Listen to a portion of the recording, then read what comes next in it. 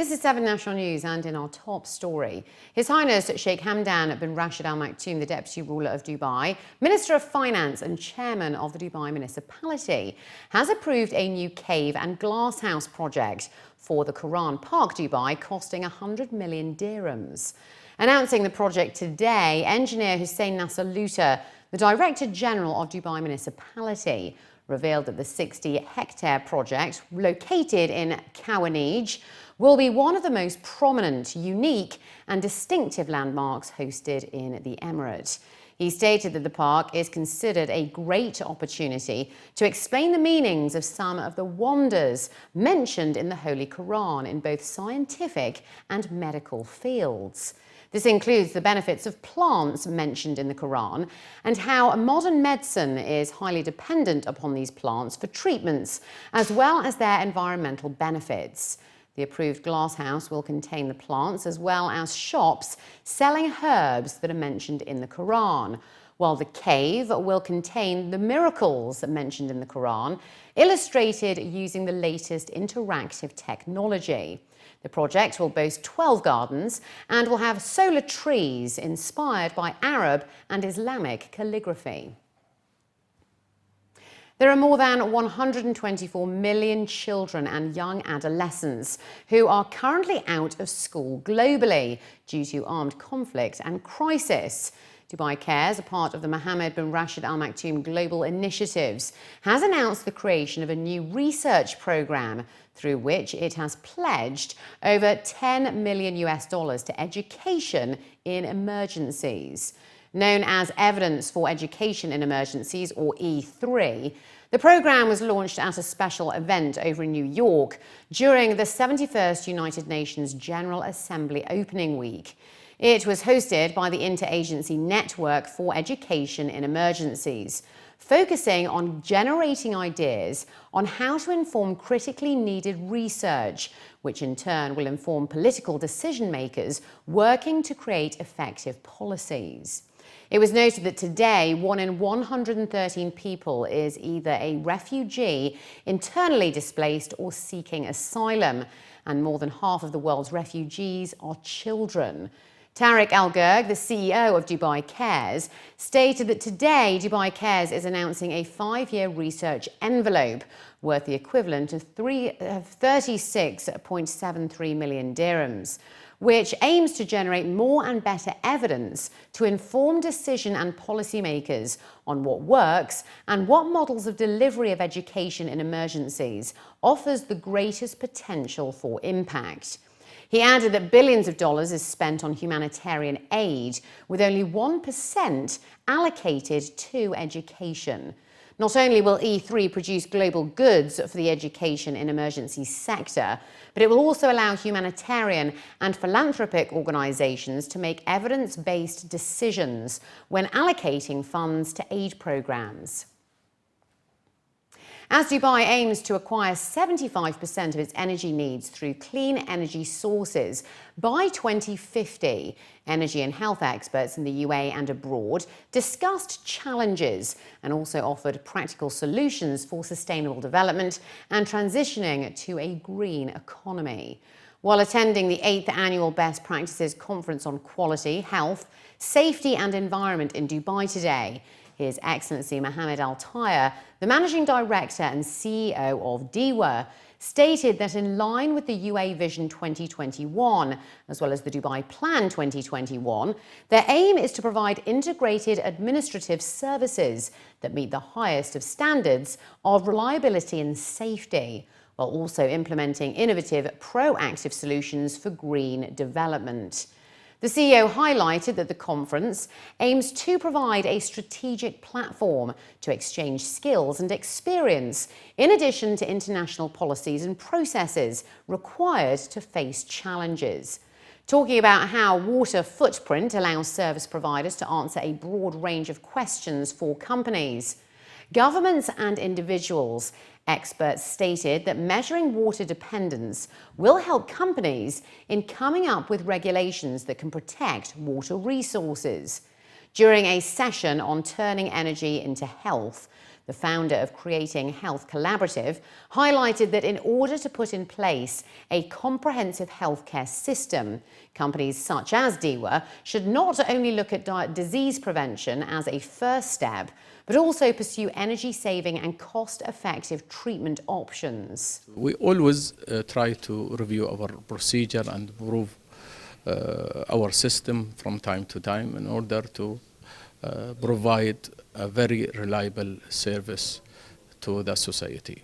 You know, as I mentioned, that it is an integrated system connected with have ultimately a smart government in order to have a reliable service with a high standard in order to improve all type of services. I mean, it's a best practice and in order to exchange idea.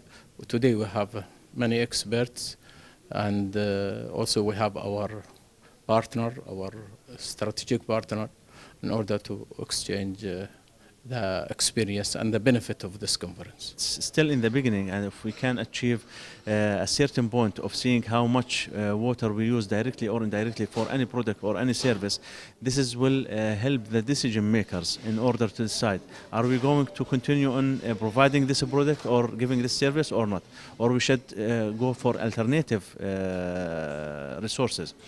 For example, some countries, they produce bananas and it consumes a lot of water and they have a shortage in water resources.